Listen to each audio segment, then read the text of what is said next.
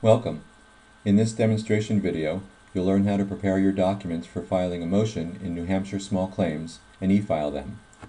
Once you've logged in, make sure you've selected New Hampshire as your main jurisdiction, and then start their small claims application by clicking Start Now. Indicate where you want to file and which location, and click Next. Indicate that you're going to be filing into an existing case and provide that case number. Then click Next. TurboCourt will look at that case number, find it in the New Hampshire system, and display it below. Once it's shown, go ahead and select it, and now you can begin answering the interview to prepare your documents. Simply follow the middle of the screen and click Next, and answer whatever questions are presented. Here you're going to indicate who is filing. All of the parties known on the case are listed, and you'll select one. If you're not on the list, indicate that, click Next, and you'll have the opportunity to add yourself as a new case participant, following the prompts and indicating what type of party you are. I'm going to indicate I'm an individual, and then it'll ask me for the appropriate information. Assuming you are on the list, go ahead and select your name and click Next. Then indicate from the options here what type of document you want to prepare and file. In this situation, filing a motion. If the e-service information that's currently on file for you is not correct, you can check the box to indicate you want to update it. Otherwise, you can leave it as is. You can do the same thing with your address and/or provide it below. And click Next. Next, indicate the type of motion you want to file. If you don't see your motion from this list, you can select Other and simply type in the type of motion you would like to file. Clicking Next allows you to now list the facts for the court. These are the facts you want the court to know about why you're filing this motion. And as with any of these boxes where you're typing in information, you have the option of indicating whether you're including confidential information.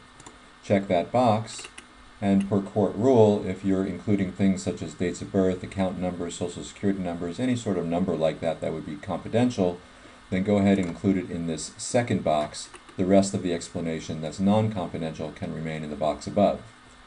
Alternatively, if there's no numbers but there's still confidential information, include it all in that very top box and check this box that says that you need this information to be confidential. You'll then also need to attach a motion to seal at the end of the program. The court will then rule on that as to whether or not they're going to grant and seal this document. Otherwise, simply leave that box unchecked and provide your facts here.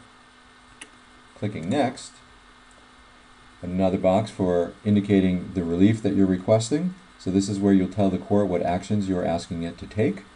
Once again, confidential information can be applied. And because it's a motion, did you get the other party's approval? Yes, they agree. No, they don't agree, or I wasn't able to obtain their opinion.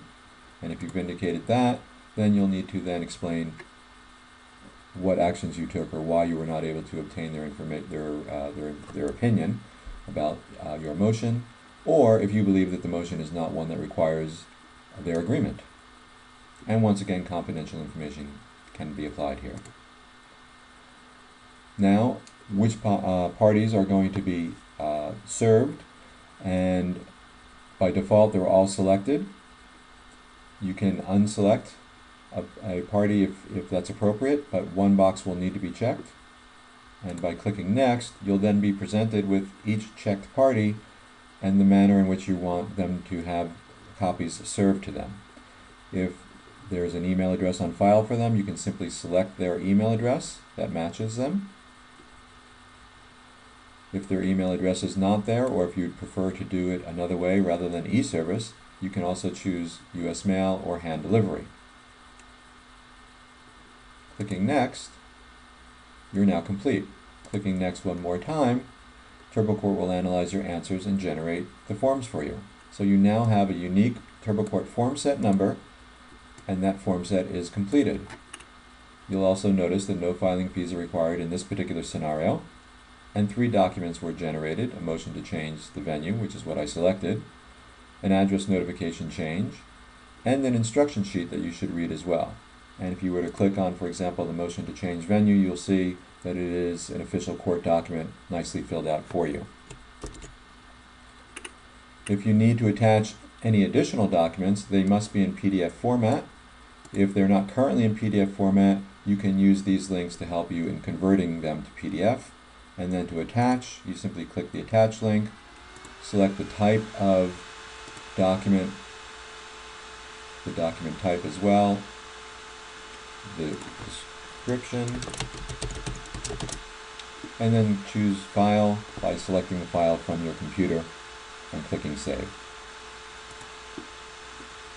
Clicking Next, indicate whether or not you want to change your email preference that you use for registration, so you can override your registration selection.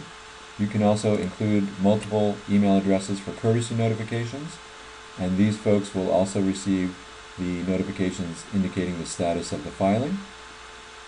Clicking Next takes you to step 3, where you check the box indicating that you've read the user agreement. Enter in your name for your digital signature, and click the e-file button. And you now have a delivered form set to the court, which went from completed to filing pending. If you click the Messages tab, once the court processes and sends you messages, they will appear here. Likewise, if you selected e-service and people's email addresses, you can check on the status of the e-service. That will all happen once the court has actually processed and accepted the filing, and then those folks have actually looked at those documents. And in the few moments that I was taking to explain that, the status of the filing went from filing pending to actually delivered to the court. And so at this point, you're simply waiting for the court to process your documents. So that's how you prepare documents and file them for a motion in New Hampshire small claims.